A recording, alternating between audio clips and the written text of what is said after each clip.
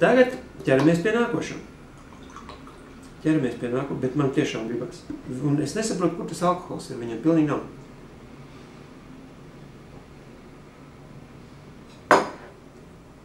Tā, lasam recibo. Tātad, maracuja draņķis. Papaja. Es domāju, ka tas ir pēc struktūras kaut kas, es tiešām ceru, ka viņš pēc struktūras ir kaut kas līdzīgs. Kaut kas līdzīgs mango, apmēram. Redzi, ir jau vēl viena lieta. Es jau nezinu nevienai tai lietai, kad viņi ir gatavi. Tur bija tāds vietējais džeks, kuram es prasīju, šitas ir labs, no kā es viņam angliski prasīju. Ko viņš? Viņš jau Brazīlis, viņš jau neko. Zini ko? Šitas būs labs. Tiešām. Te, kad pagriež dziļāk, tad viņam sākās tā īstā krāsa. Es nezinu, vai tas dzeltenais arī ēdams. Es pamēģināšu, ja? Šitā dzeltenā. Šitas viss ir ēdams. Rauviņu piķis to, kā viņi tur sauc to otru, bet šitas ir riktīgi ēdams. Neņemiet ļaunā, es viņu iedīšu. Nu tā, es tad saprotu tā, es tā vienkārši viņu nomizoju, sagriežu gabalos, un tas ir tiešām tas, ko es ēdu brokastīs. Nu, ja man izdosies, tad varbūt, ka es kādu šitādu vedīšu mājās. Kaut gan vēlns viņi sazina, tad tam pāri okeānam, un ko tur drīkst, un atkal tur būs tā kā no Kuveitas. Uzskatīs mans pārtikas krājums par kaut kādu kontrabandu. Un koferi aizturēs, es nezinu, kā es tur atpakaļ lidot. Nu tālāk. Tagad man ir priekšā sestdienas svētdiena. Sestdienas svētdiena, man nav konkrēti plāni par sestdienas svētdienu. Es mēģināšu apskatīties, vai nav kaut kas kaut kādā, vai viņiem nav kaut kādā vecrīgi, ko apskatīties. Tipa tā. Tas, man liekas, būtu vienīgais, ko es vēl tā kā gribētu apskatīties. Papīrs, šitas ir papīrs.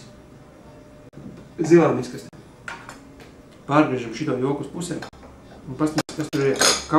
Jā, man jau, tur atkal ir sēklas. Kaut kāds pilns ar melnām sēklām. Tā nav, tās ir sēklas. Šitās viņš izskatās viņu. Re?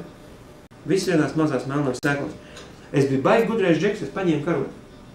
Tad mēģinām tagad izčakarēt laukā tās sēklas.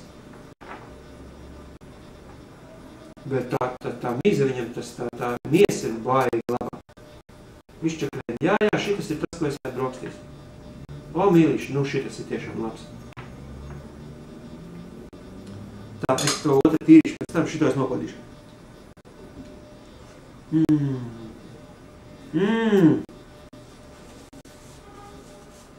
Super.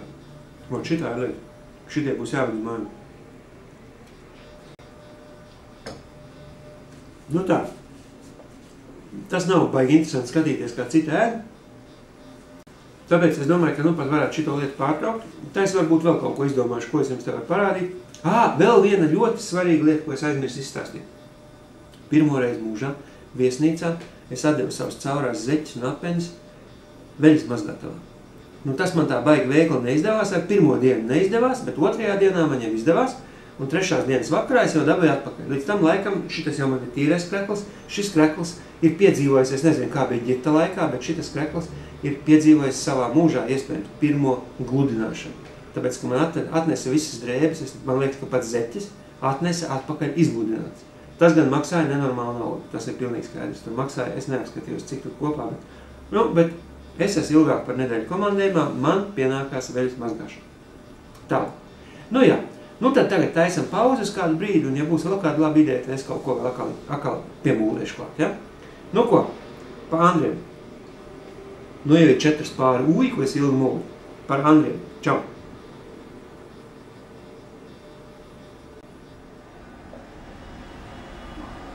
Tāda izskatās tā man istabiņa. Šitā ir istabiņa. Te ir kaut kāds divans, kurā es laikam neesmu sēdējis. Vēl nekad. Te ir tāds interesantais, tās loks kaut kāds. Tas, lai paliek pagaidām noslēpums, kas tas ir pa logu.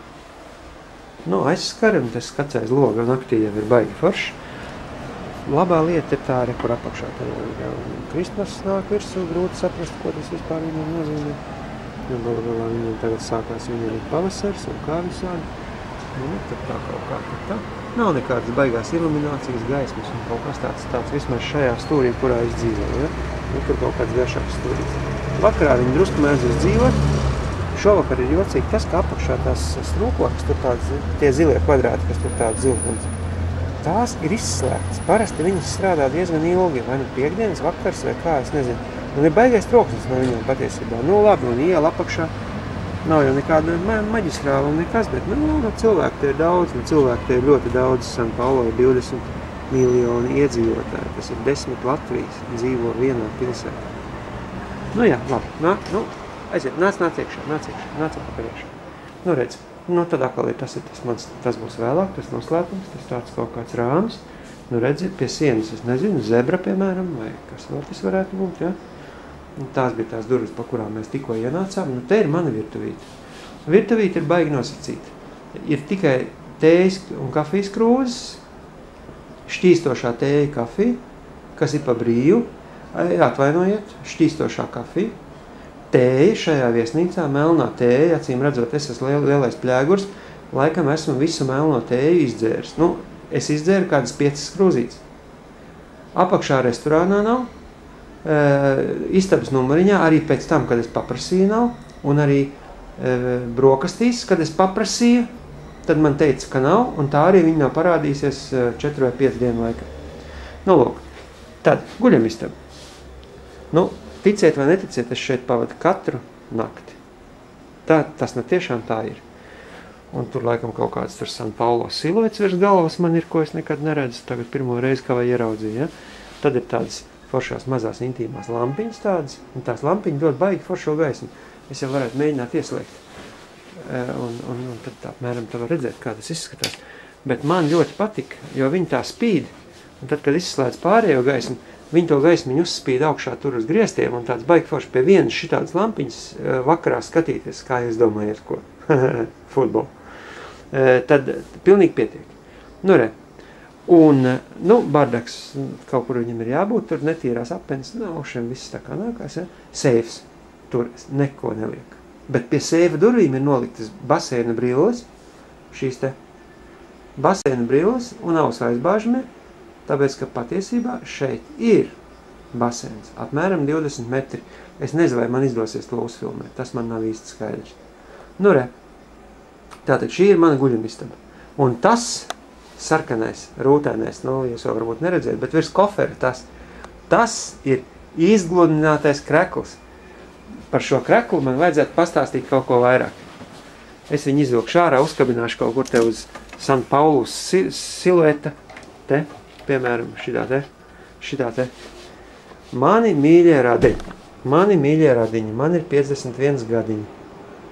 Un šis ir tas krekls, ko jūs man uzdāvinājat. Urā, man viņš ļoti patīk, es viņu valkāju, un šoreiz viņš ir izmazgāts viesnīcā un izgludināts tā, ka nav neviena krociņā. Tā lūk. Nu, re. Tagad ātri, man iet baterijas beigām, ātri skrienam, te ir vašrūms. Re, tur kaut kāds vielas, un te kaut kas tas, un šis un tas.